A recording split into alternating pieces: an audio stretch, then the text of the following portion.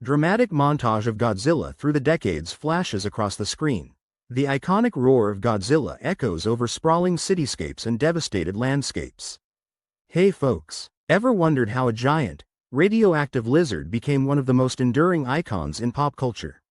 Well, grab some popcorn and settle in, because today we're diving deep into the epic legacy of Godzilla.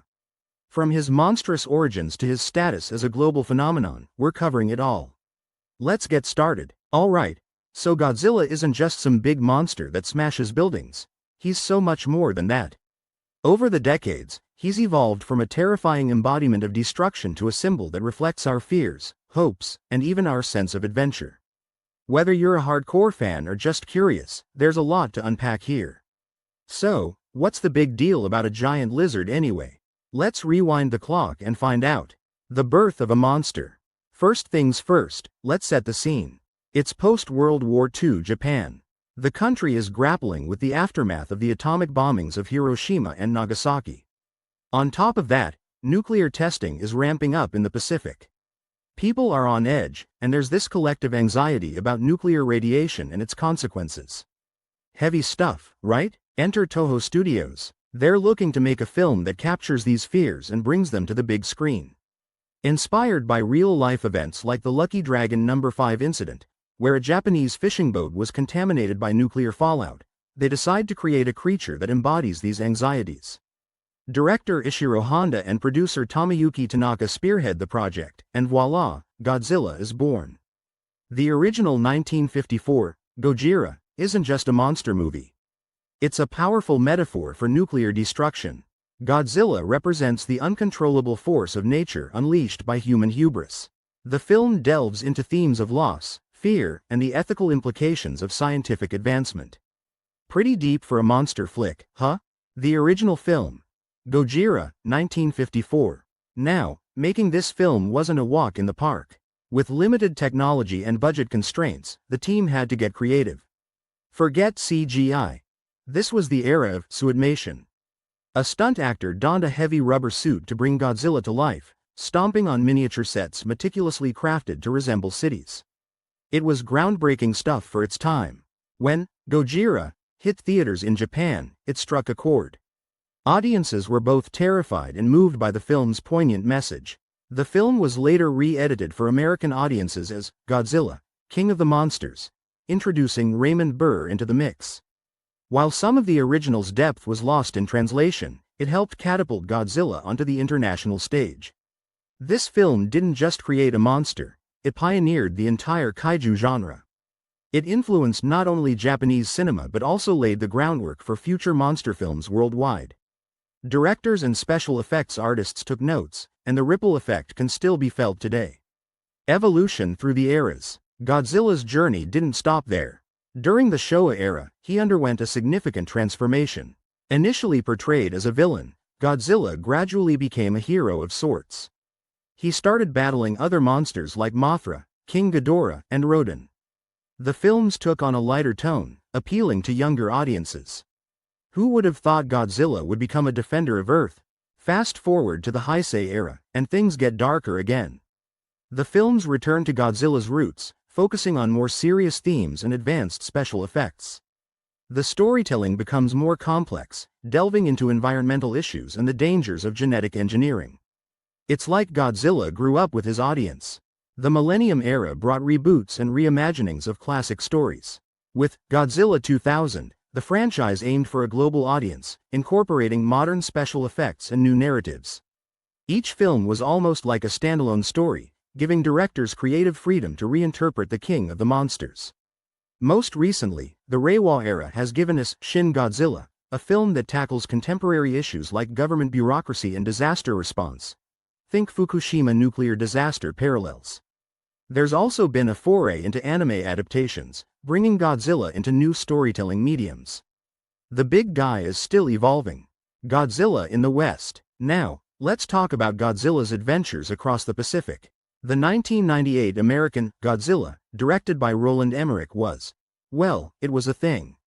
While it was a box office success, fans and critics felt it missed the essence of what makes Godzilla, well, Godzilla. But then came Legendary Pictures' Monsterverse. Starting with Godzilla in 2014, they aimed to pay homage to the original while introducing the character to new audiences. Sequels like Godzilla, King of the Monsters, 2019, and Godzilla vs. Kong, 2021, expanded the universe, bringing in other classic kaiju and delivering epic battles. Total eye candy for monster fans. These Western adaptations highlight the differences in how Godzilla is portrayed between East and West.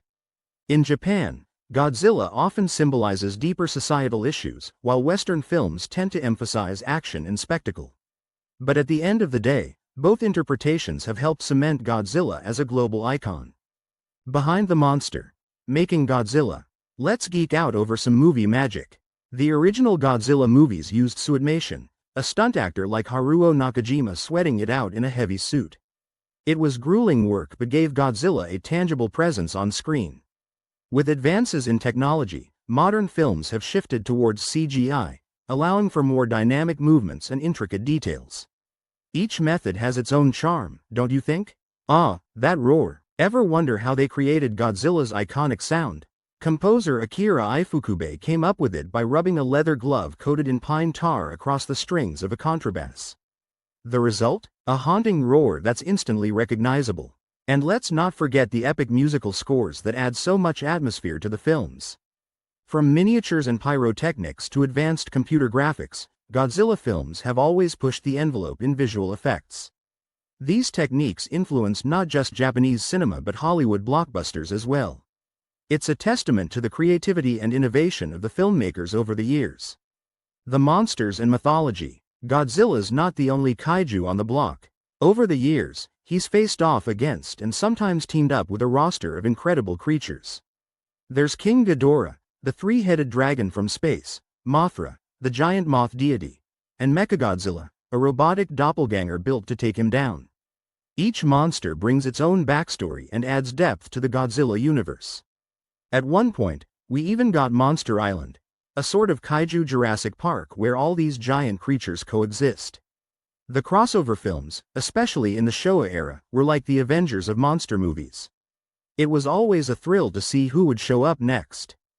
Beyond the epic battles, these films often explore themes of humanity's relationship with nature. Sometimes the monsters represent natural disasters or environmental reckoning. Other times, they show that cooperation, even among giant monsters, is key to overcoming greater threats. It's like life lessons wrapped in kaiju awesomeness. Cultural impact and legacy. Godzilla isn't just confined to movies. He's a pop culture heavyweight. From action figures and video games to clothing lines and even cameo appearances in other media, Godzilla's footprint is massive.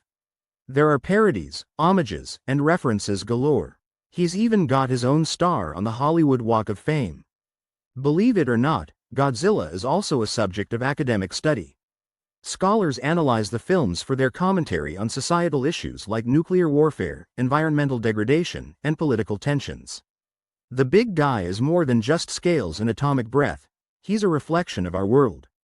Directors like Guillermo del Toro cite Godzilla as a major inspiration.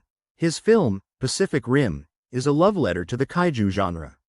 Artists and writers continually draw from Godzilla's legacy, keeping the spirit of these stories alive in new and exciting ways. The future of Godzilla. So, what's next for the King of the Monsters?